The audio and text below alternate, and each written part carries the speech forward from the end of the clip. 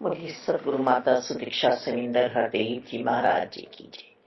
तुही निरंकार में तेरी शरणाम मैनू बख्श लो। सदगुरु स्वरूप प्यारी सात संगत जी, दसी अणिमा जी का मेरठ से कोटि कोटि धन्यवाद जी। आज का टॉपिक संतों ने दिया है शुक्राने से सुकून। हम गिले शिकवे में आते हैं, ये ऐसे हो रहा है हमारे जीवन में, ये ऐसे हो रहा है, इस चीज की कमी है, ये हमें नहीं मिला है। किसी न किसी बात को हम अपने जीवन में उठाए रखते हैं हर पल। मन हमारा चंचल है और मन बार बार हमसे मांग करता है और हम भी मन के पीछे बौरा जाते हैं, पागल बन जाते हैं। मन अभी हमसे कहता है कि मुझे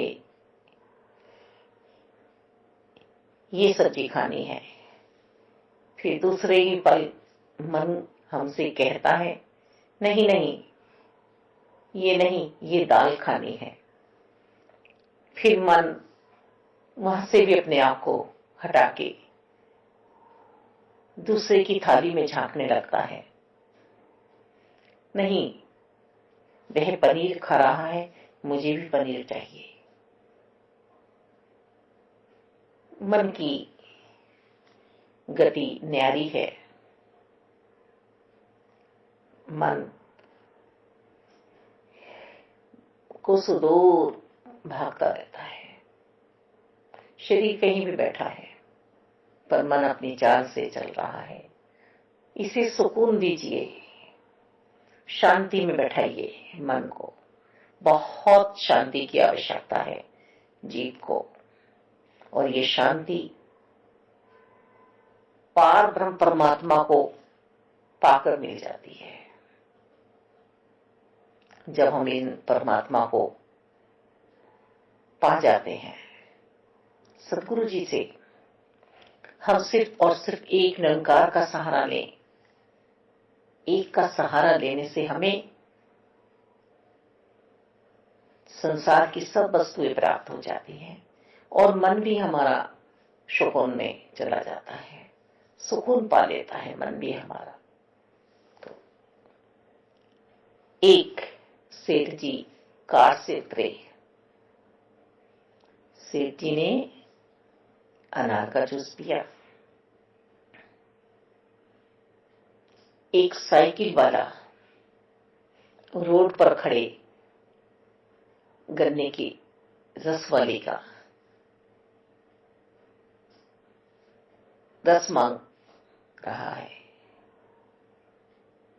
ध्यान उसका सेठ जी पर है कि सेठ जी गाड़ी से उतरे हैं, देखो इतनी बड़ी शॉप पर गए हैं, वहां अनार का जूस पी रहे हैं और मैं साइकिल पर हूं, यूं ही रोड पर खड़े हुए गन्ने के रस वाले से ये रस पी रहा हूं। मुझे क्यों नहीं दिया इतना सब कुछ, कि मेरे पास भी गाड़ी होती, मैं भी सेठ होता, मैं भी इतनी बड़ी शॉप पर जाकर अनार का रस पीता। ये सोचता हुआ, गिले शिकवे करता हुआ परमात्मा से उसकी नजर एक ऐसे व्यक्ति पर जाती है जो गन्ने के छिलकों को चाव रहा है, जो गन्ने के जूस वाले ने गन्ने को निचोड़ के फेंका हुआ है, उस गूदे को चूस रहा है कि इसमें से कुछ और निकल जाए, मुझे कुछ प्राप्ति हो जाए रस की। तुरंत उसको ध्यान आ गया, तुरंत वह शुक्राने में पहुंच गया कि धन्य है प्रभु, आपने मुझे इतना तो दिया कि ये हालत तो नहीं है मेरी। हम बिना मतलब के बोझ में दब जाते हैं। एक अंधे का सहारा एक बैत बनती है। कितने सुकून में है वह, उसके सहारे से वह सारे काम कर लेता है। और दही छड़, वही छड़ी जब बहुत सारी बांध के किसी के सिर पर रख दी जाए तो बोझ बन जाएंगी। जो सहारा बनी थी अंधे का, वो अब आंखों वाले का बोझ बन गई है। तो ऐसे ही हम अपना सहारा ढूंढे परमात्मा में, कि परमात्मा ही हमारा सहारा है। एक परमात्मा को अपना सहारा अर्जुन ने बनाया तो उसकी जीत हो गई, और दुर्योधन ने हजारों को अपना बनाया, नारायणी सेना मांगी, वो हजार उसका कुछ नहीं कर पाए।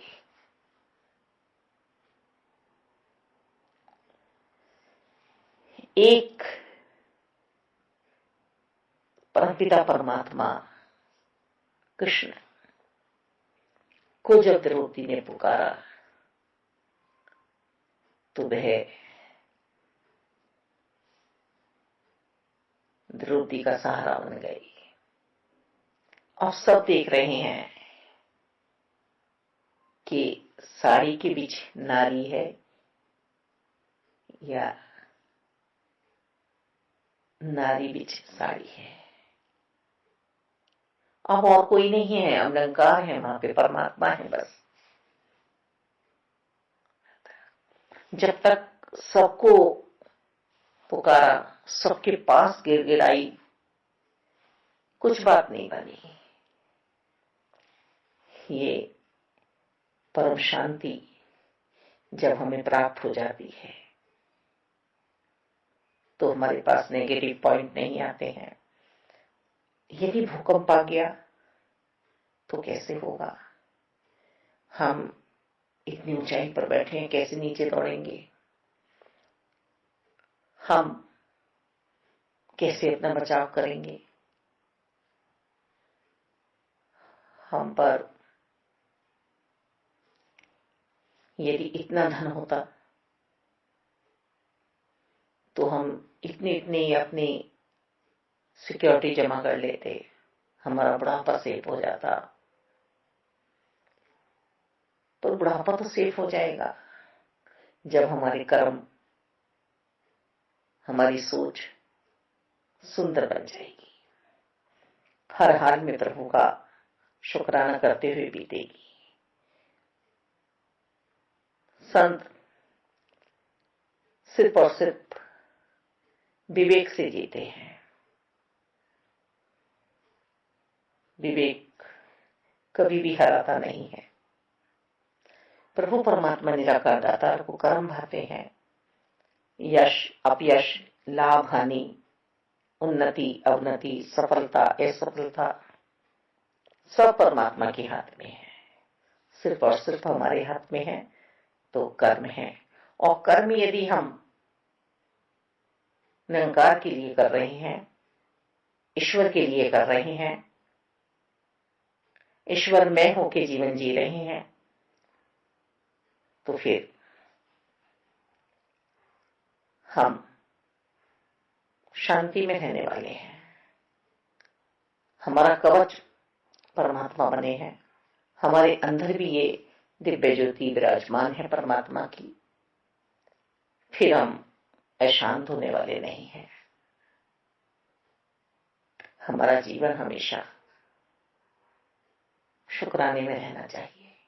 जितना मिला है, जो हमारे पास है, बहुत है प्रभु, बड़ी कृपा है आपकी। आप पल पल हमारे साथ हो, हर पल हमारे साथ हो। यदि आप नहीं मिलते तो हमारा गुजारा कैसे होता परमात्मा? हमारी समस्त इंद्रियों की शक्ति आप हैं परमात्मा। हमारी बुद्धि धुंधली ना हो प्रभु, धूल न जले इस पर। बुद्धि रूपी जो कन्या है, इसका विवाह परमात्मा से समय से करा देना चाहिए। यदि इस बुद्धि का विवाह परमात्मा से नहीं होगा तो ये बुद्धि किसी के साथ चली जाएगी, माता पिता के बारे में नहीं सोचेगी, चरित्रहीन हो जाएगी। अपने चरित्र को संभालना है, अपनी सोच को संभालना है और प्रभु परमात्मा निराकार दाता से इस बुद्धि का विवाह करा देना है। और जब बुद्धि परमात्मा की हो जाती है तो फिर इस पे धूल नहीं जमती है। अभी दिवाली का समय गया है तो उसमें हमने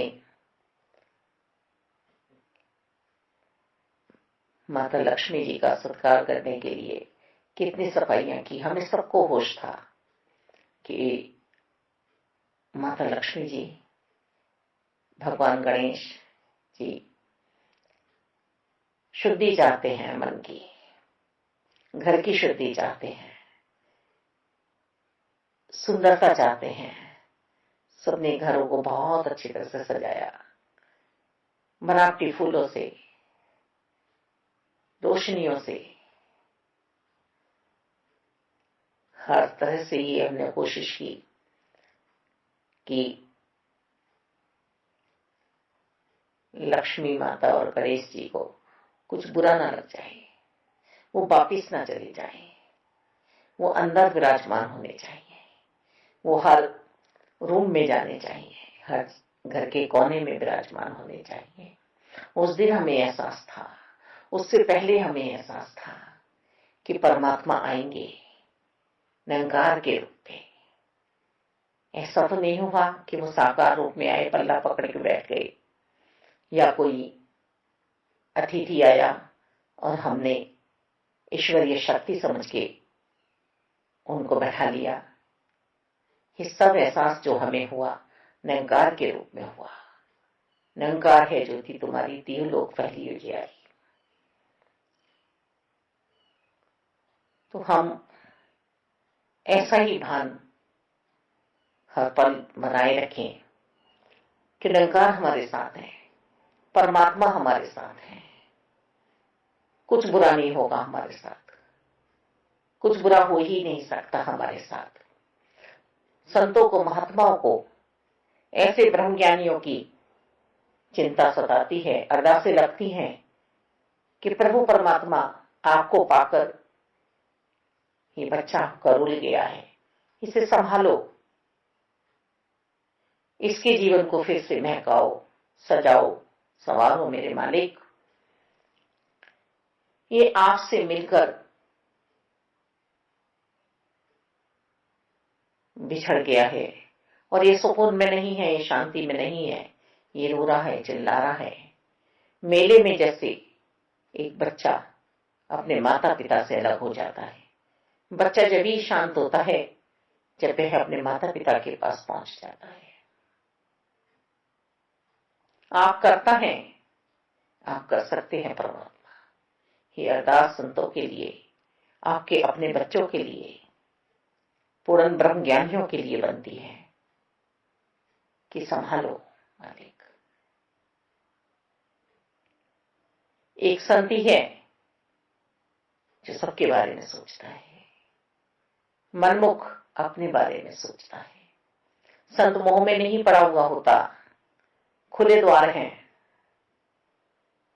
सिर्फ और सिर्फ अपने परमपिता परमात्मा की संतानों के बारे में सोचता है कि जो आपसे मिलकर भी बिछड़ गए हैं, उन्हें फिर कहां सुकून प्राप्त होगा, शांति प्राप्त होगी। श्री राम जी के हाथों से गिरे हुए पत्थर डूब गए, जिन्हें आप छोड़ देते हैं परमात्मा, वो भवसागर में डूब जाएंगे। और वो सब भवसागर पार कर जाएंगे जिन्हें आपने संभाला हुआ है, जिन्हें आप संभालेंगे। हे मेरे मालिक, अपना जो बनाया है वो सतगुरु अपना ही बनाए रखना, ये प्रीत निभाए रखना, थामा है तो थामे ही रखना, सतगुरु हाथ मेरा मालिक। गिरने से बचाया है वो सतगुरु, गिरने से बचाए रखना, ये प्रीत निभाए रखना मालिक। दाता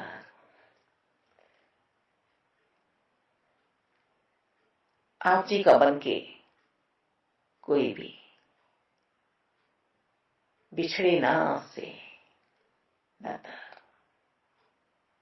कोई ठिकाना नहीं मिलेगा, कोई ठिकाना नहीं मिलेगा। सत्य को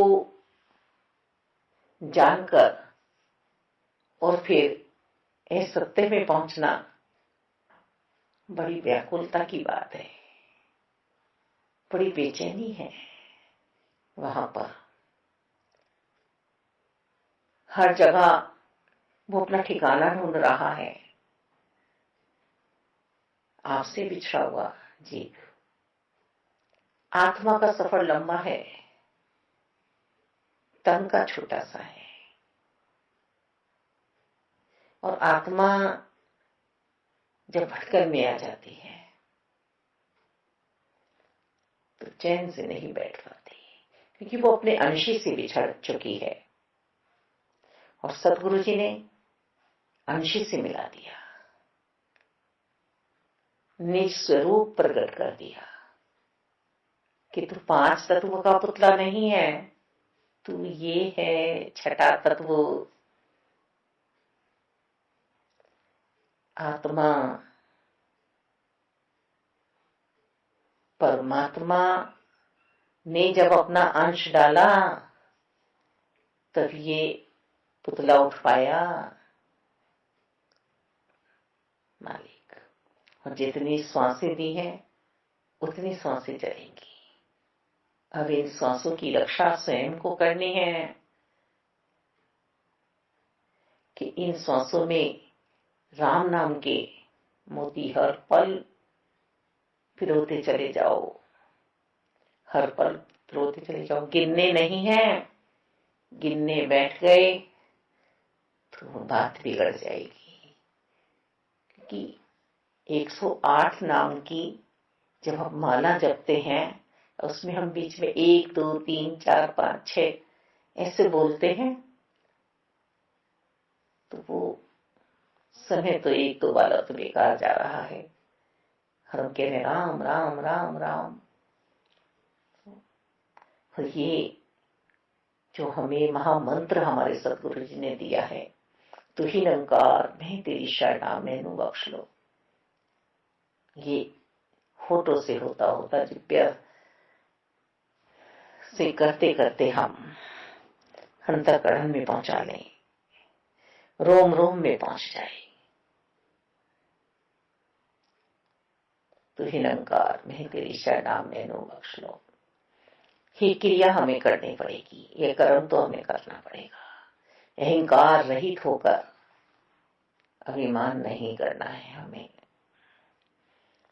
हमें अपनी सोच को विशाल बनाना है। इन विराट के दर्शन हुए हैं हमें, सर्वव्यापी सर्वशक्तिमान मालिक। हर हाल में प्रभु का शुक्राना करते चले जाएं। हर हाल में दाता का जो शुक्र मनाते हैं, उनके घर खुशियों की होती बरसाते हैं। मानसिक रोग जब हो जाता है तो हर अच्छे में बुराई देखने लगती है, हर अच्छे में कुछ ना कुछ बुराई निकालता है। मालिक, ये मनो का रोग गवा दो, मिटा दो, इससे मुक्ति प्रदान की है अपने आत्मा को। ये जंग लग रहा है मैं मेरी का, अहंकार मोह लालच क्रोध ईर्ष्या शत्रु रोग का, ये मिट जाए प्रभु जी, वो दीपावली की रात जो चांदनी तो नहीं है, पर हर घर पे लाइट जल रही है, हर घट में लाइट जली रहे, हर घट में लाइट जली रहे, रोशनी रहे हर आत्मा में। ये घी जो आपने डाला है ब्रह्म ज्ञान का, ये हमेशा सदैव डला रहे और ये रोशनी प्रकाशित रहे। मालिक, ठोकर ना खाए इंसान, पग पग पे ठोकर खा रहा है, पर पल पल अपने आप को होशियार समझ रहा है। मूर्ख है बंदा, अपने मूल को विसार के और फुलंगों को प्राप्त करना चाह रहा है, फलों को प्राप्त करना चाह रहा है। जब रसीले फल उसे प्राप्त नहीं होते हैं तो फिर वह नेगेटिव पॉइंट ही पहुंच जाता है। कुछ ना कुछ व्यर्थ की बातें करने लगता है, कहने लगता है। तो मालिक, ये मन का रोग जो है, जिसे भी लगा है, उससे मुक्ति आप ही दिला सकते हैं। माया रंग बिरंगी है जो तेरा मन बहलाती है, पक्की बात समझ ले मेरी, यह आती और जाती है। सुख दुनिया की केवल छाया, अगर तू प्रीत बढ़ाएगा, जब यह छाया ढल जाएगी रोएगा चिल्लाएगा। जो कुछ भी है नजर आ रहा आने जाने वाला है, बुद्धिहीन है मूर्ख बंदा जो इसका मत वाला है। स्थिर के संग प्रीत लगाकर अंत में रोना पड़ता है। हाथ पल्ले नहीं कुछ भी पड़ता, सब कुछ खोना पड़ता है। साथ संत के प्रीत करे जो सुख भय सारे पा लेता है। अवतार गुरु के पास जो कर दे अपने साथ मिला लेता है। ये माया नगरी है, माया किसी भी रूप में आके हमें छल लेती है। सूक्ष्म से सूक्ष्म माया है, हमारे शब्द माया है, हमारा चलना फिरना बोलना, हमारी यारी दोस्ती सब माया है। और यदि प्रभु परमात्मा की चर्चा हो रही है, कथाएं चल रही हैं, तो फिर तो आनंद का विषय है। दो मित्रों के बीच मालिक, उद्धव जी ने पूछा, प्रभु आप जा रहे हैं, अब द्वापर युग समाप्त होने जा रहा है, कलयुग आ रहा है, कैसे होगा? प्रभु ने कहा, मेरी चर्चा जो करेगा, मेरी कथाएं जो सुनेगा, मैं उसके पास कलयुग को नहीं आने दूंगा, कलयुग उसको छू नहीं पाएगा।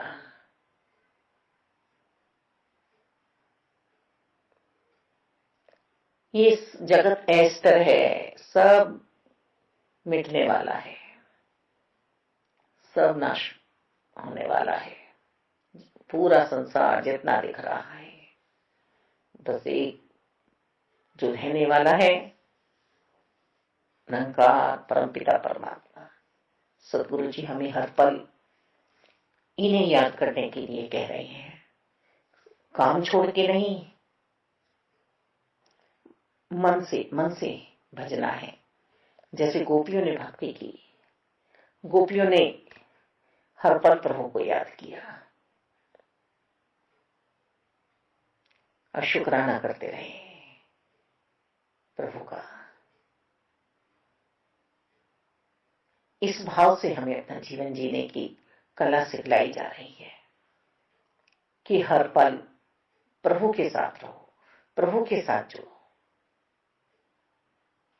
और अपने व्यापार भी चलाओ, अपनी नौकरियां भी चलाओ, अपने घर संसार भी चलाओ, रिश्ते नातों में भी प्रभु परमात्मा का ही दीदार करो। और यदि ऐसा हो रहा है तो मुबारक है ब्रह्म ज्ञान की दात प्राप्त करने। और यदि ऐसा नहीं हो रहा है तो अभी हम कच्चे हैं, हमें पक्कों का संग करना पड़ेगा। हमें पूर्ण संतों के साथ मिलकर बैठना पड़ेगा। पूर्ण संतों के पथ पर हमें चलना पड़ेगा। वाल्मीकि जी डाकू थे, रत्नाकर। उन्हें संत नारद जी मिले। अब नारद जी ने मुक्ति प्राप्त करा दी उन्हें, इस जीवन का रहस्य समझा दिया कि जिनके लिए तो ये पाप कर्म कर रहा है वो इन पाप में तेरा साथ देने वाले नहीं है। बस बात बन गई। अब जिब्या भी राम राम नहीं कह पा रही है, शुद्धता नहीं है जिब्या में, मरा मरा निकल रहा है। पर प्रभु ने भाव समझ लिए कि ये मुझे पुकारना चाह रहा है, मुझे याद कर रहा है, तो उस मरे मरे को भी राम राम में बदल दिया। मरा मरा मरा मरा राम राम राम में बदल दिया। ये करुणा निधान है, ये कृपा ही करते हैं। बस ये भाव के भोगे हैं।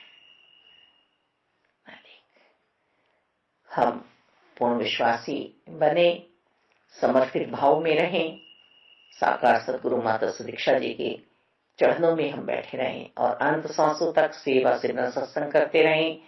और ये जो गहना हमने पहना है भक्ति का, ये कभी ना उतरे। हमारा आनंद ही आनंद छलकता रहेगा और खुशियां ही खुशियां हमारे जीवन में रहेंगी। आप सब जीवन जी रहे हैं संत निरंकारी मिशन में, सुकून वाला, शांति वाला, शुक्राने वाला। ये आत्मा का श्रृंगार हुआ है, और जब आत्मा का श्रृंगार होता है तो लाली बाहर प्रकट होती है। इस नूर को जाने ना दें, इस नूर में हम अपने आप को बैठाए रखें। ये नूर अब प्रकट हो चुका है। अब इसे अदृश्य न होने दे अपनी आंखों से। ये त्रिनेत्र जो ज्ञान का खुला है, ये खुला रहे, साक्षात्कार होता रहे। महाराष्ट्र में बैठे हुए हैं सब। ये एक साल में हम शरद पूर्णिमा वाले दिन ना मनाए, हर पल हमारा महाराष्ट्र।